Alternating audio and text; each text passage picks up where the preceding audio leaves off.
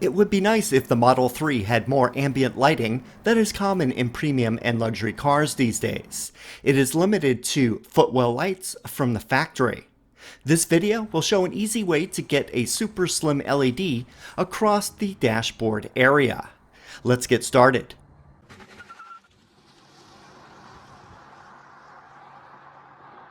I would like to thank EVbase for sending me this item today. It arrived in a plain brown box and easy to recycle. Inside we have a bunch of items for this kit. First, I'll take the LED strip out itself. It is coiled up and you'll need to stretch it out, which is easy to do. At one end is a wire cable that is wrapped in a cloth wrap for protection. I'll go over the lengths of all the wires in a little bit. Attached to it is a control box with a QR code for the software. This can be removed during the installation and attached later for ease of routing the cable. Next, we have the USB cable with a USB-A connector. Then a 12-volt power plug cable. All of the power cables have a round barrel connector that will attach to the control box. Here's an example. And then the direct wire cable. This is for attaching directly to the car's wiring if you, for example, use a switched power source when the car is on. More on all of these power cables in a little bit. Next, we have a roll of double-sided tape that will attach the LED strip to the car's upper dashboard panel. It has a red protective plastic on one side. Lastly, there are two plastic tools included to help remove trim pieces and one to shim the wire into crevices when routing. We have some power choices. Here are the three included with the kit. The first is for USB. The USB ports are only on when the car is on or turn off within an hour of the car stopping. I find this an easier power solution for me. The 12-volt power is always on as a power source. That's why the 12-volt plug has a button on it to turn the LED strip on and off. Finally, the direct wire cable is the third option, but I don't know that many people will opt for it. Here is a close-up of the LED strip itself. It is very thin and the light will show through that white end of the strip that you see here. The double-sided tape will be installed on the length of this for attachment to the car. You will install this strip so that the white side is facing the driver. I have the LED strip in the original coil shape and wrapped around my channel's logo. I want to make sure that it can power up. Connect the USB cord to the control box and then plug it into a USB power adapter, and it will start up now. There is an initial movement of the light from one end to the other end of the strip. Then it will pulse a bit and then change to a solid color. This is the default mode. This can be changed with the software app. The control box has a QR code for the software app that controls the LED strip.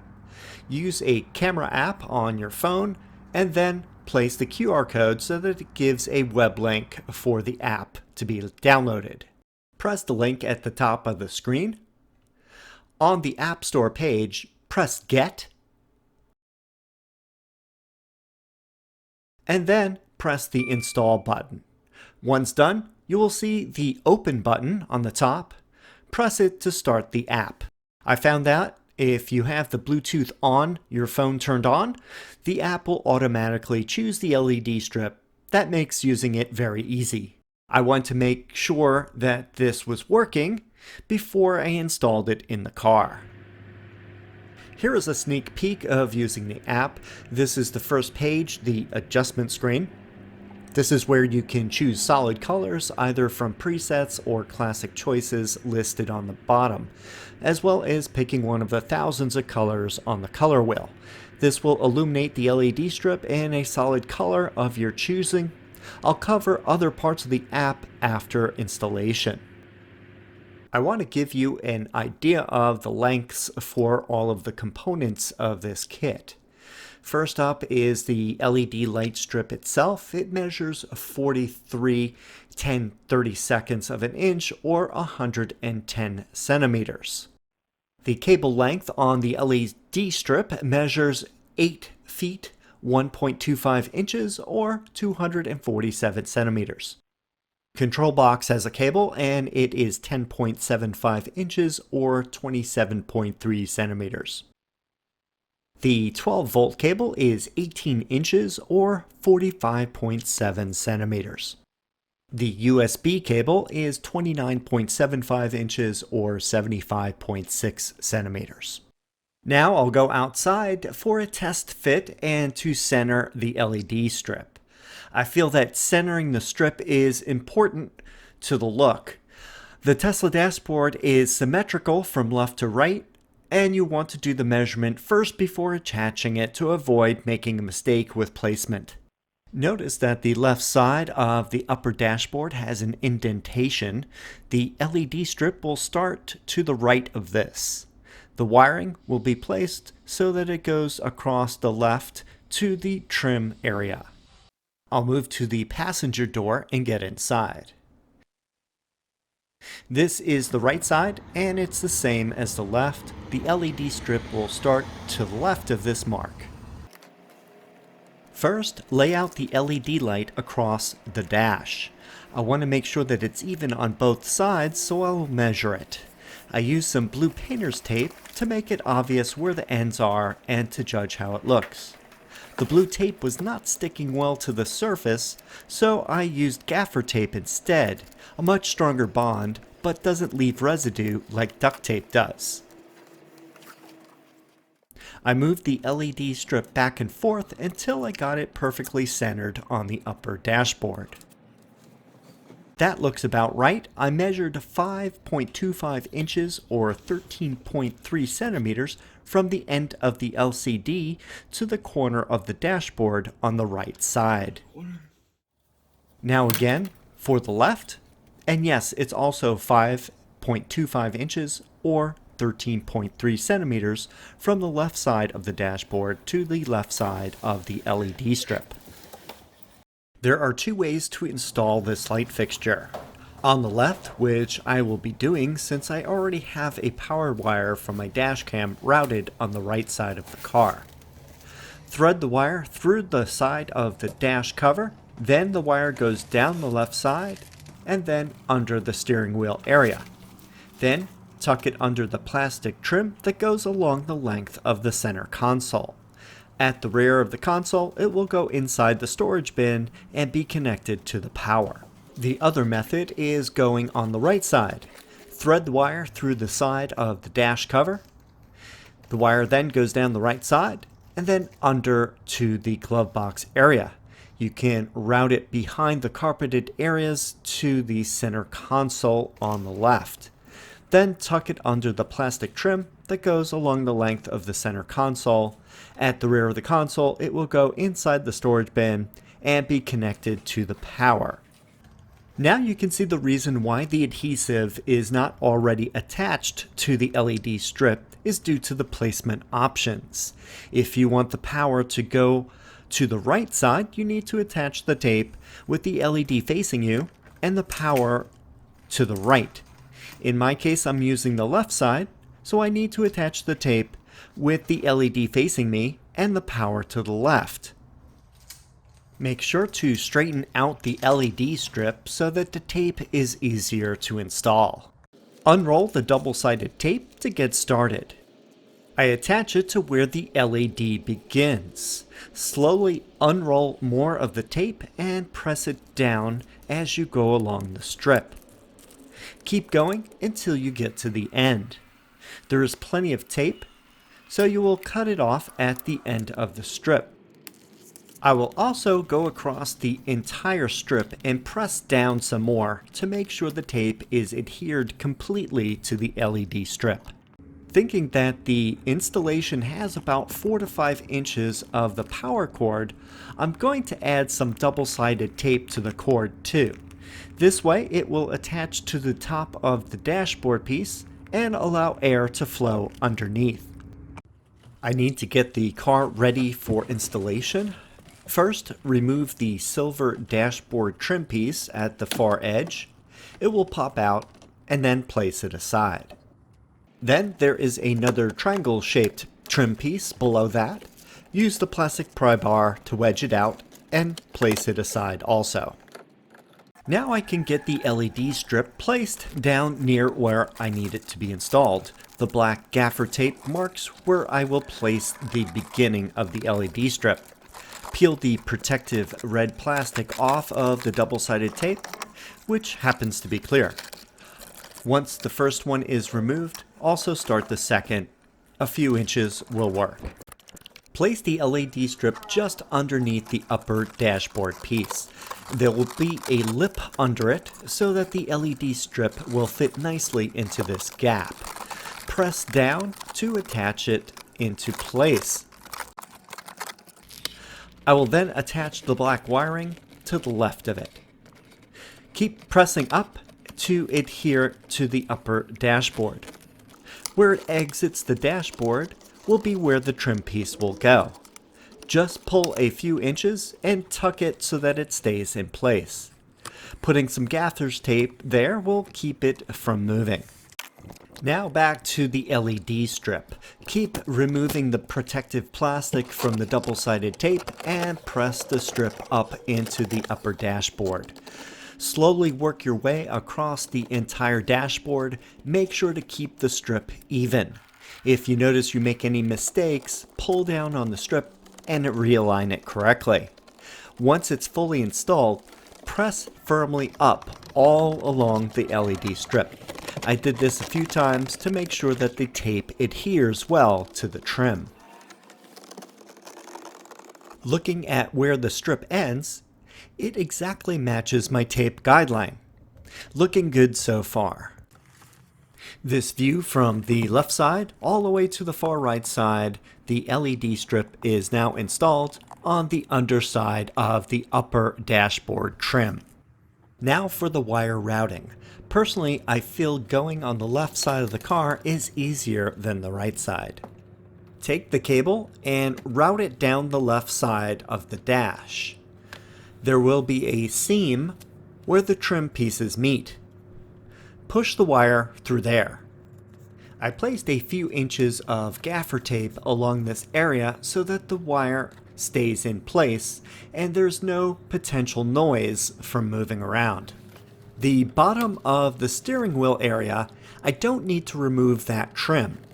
Just take the plastic pry bar and the other tool to open a gap along the seam. Then press the wire into the gap.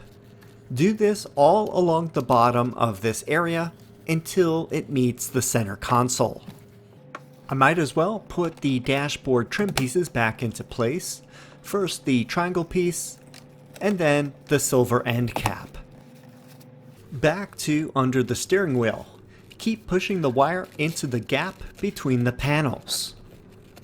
You will notice another trim piece that goes all along the console from front to back. Pull up a little bit on this piece and slide the wire underneath. Keep doing this all along the trim piece until you get to the end of it. If you noticed, I missed a little bit of the wire that is showing in the corner. I'll just push it under the trim later on. This will be near the rear hinge of the armrest. I found it easier to unsnap the last connector on the trim piece, to bend the wire around, and then through the opening of the armrest. It will easily fit inside now. Reattach the trim piece connector, and we're done with this side. Inside the armrest is a large storage area where I keep a lot of things. Attach the control box to the end of the wiring. They both have the same type of round connector with a positioning strip that allows it to be connected in only one direction. Now you have to decide which power method to use. The 12-volt power is on the left front side of this storage area. Insert the plug in and then attach the end of the cable to the control box. You can press the button on the 12-volt plug and that turns the power on and off for the ambient light. Now with the second option, and the one that I will be using, remove the 12-volt plug adapter, and then attach the USB cable into the control box. I happen to use a USB adapter that plugs into the 12-volt outlet. It has two USB ports on it. One powers my dash cam, and the other will power this ambient light. Plug in the USB-A end into the port, and then into the 12-volt outlet, and now it is powered. I coiled the extra wiring and used a twist tie that came with the cable. This will keep it more organized, and then you can just keep it on the left side of the storage bin and have plenty of room for other items. If you want the ambient lights to turn on and off automatically, you will need to route the wires to the USB ports in the front of the center console. You can do this with a slight modification of the routing to get to that area. Another option is to use the USB ports at the back of the center console that faces the rear seats. You can always change it later if you need to. In fact, after this video was taken, I routed the wire to the front of the center console and plugged it into my USB hub. After the car locked, the ambient lights shut off after a while. I haven't timed it yet. And this is what it looks like when you plug it in. There's an initial movement of the light from the left and to the right of the dashboard. You can see that the light reflects on the lower dashboard section, which in my car is a glossy carbon fiber. The default mode is a rainbow effect that slowly travels from left to right as it repeats colors. This gives you an idea of the vibrant colors that can be shown. This next part of the video is pretty long. If you don't want to see the app and examples of all the colors and patterns, please skip to the next section using the timestamps in the video description. Using the phone app that I showed you earlier, I'm going to go through the different sections. First is the Adjust screen. You can change the basic colors from the preset menu or the classic menu. I'll go through each of these colors and give you the look on the dashboard. There are millions of colors on the color wheel to choose from.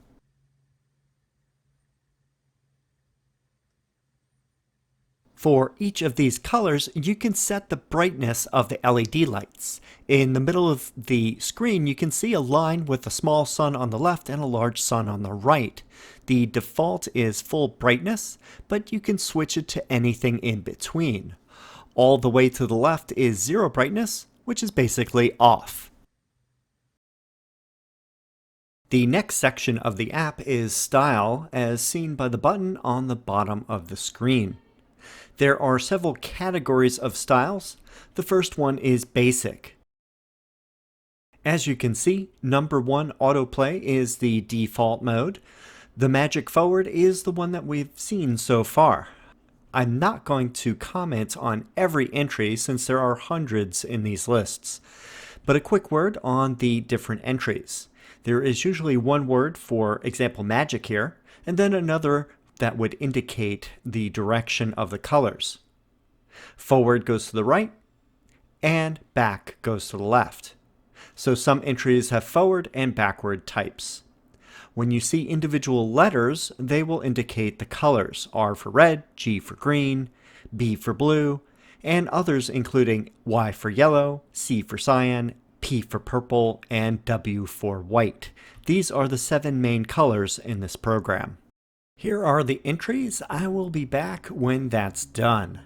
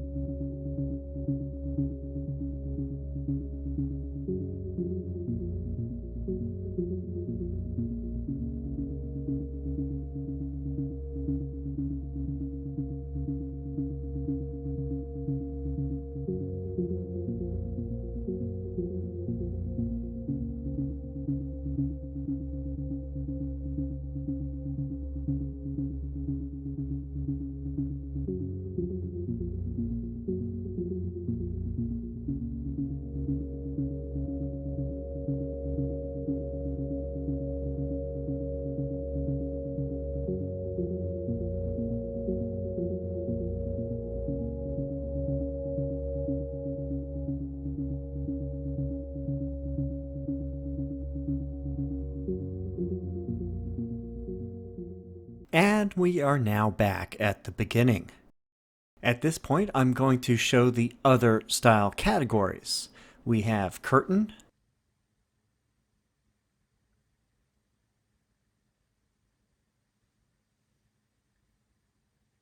trans,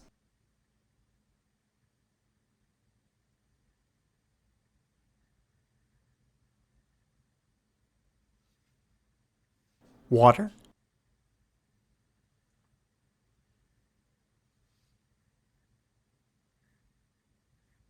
flow,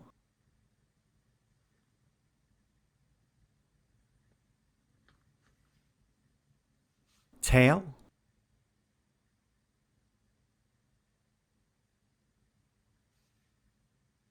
run,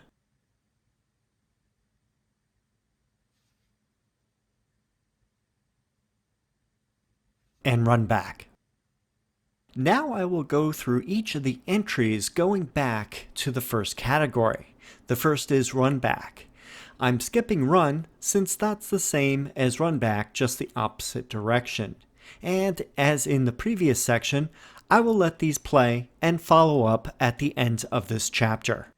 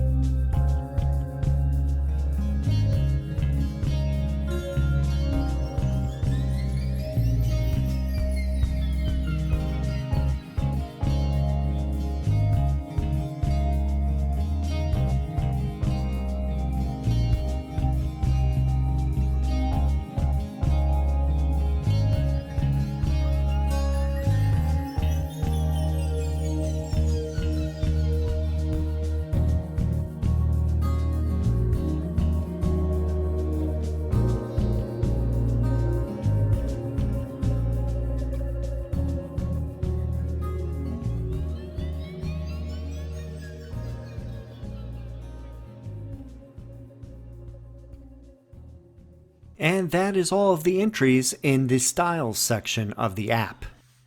The next section of the app is music. There are pre-configured songs that are loaded onto the control box that have a light show made for each one.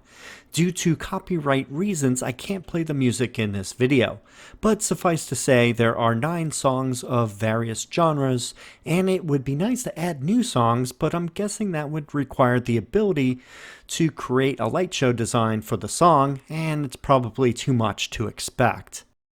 The next section of the app is mic. Using the phone's microphone or the microphone on the control box, you can have the lights react to the sound created. This can probably also react to music playing on the Tesla's audio system.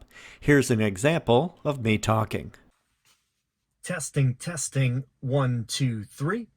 This is my voice on the microphone on the Ambient streamer LED. Lastly, we have schedule as a function on the app. This brings up a screen where you can turn a schedule on or off. Set a time to begin and set a time to turn off. You can also select the days of the week for this to occur. I'm not sure how useful this is, but there you go. Bringing up the setting menu, there are several more options that you can choose. One that is interesting is shake. When this is set to on, shaking your phone will randomly select the light style to start. I haven't really played around with any of the other settings yet to tell you if there's any other necessary info. One other thing I want to mention is that for all of the patterns in the style setting, you can adjust the speed of the light movement. All the way to the right is 100, which is the fastest speed. All the way to the left is 0, which you would think would freeze the lights, is just an extra slow setting. The speed is handy since some of these strobing patterns can be a little headache-inducing at full speed. And that's all the important things to know about the software app that controls the streamer ambient light. I apologize for the extra long video today, but I feel it was necessary to cover everything. If you don't feel like the Model 3 or Y doesn't have enough ambient lighting, this upgrade is for you. It's super easy to install and flexible with power sources, using the app for control to set the colors to your preferences. One thing I would like to see added to the app are pattern favorites. After searching through hundreds of designs, it would be nice to pick a few as favorites and save them. All in all, it's a fun addition to the car. If you have a 2021 or newer Model 3 or Y with the updated center console, EVbase also has a matching kit for the center console. Since mine's a 2018, it's not compatible and I didn't install it for this video. If you're interested in this item, see the link in the video description. Use code RANGER for 10% off, actually 15% off now. If you have any questions or comments, please leave them down below. Thanks for watching and I will see you in the next video.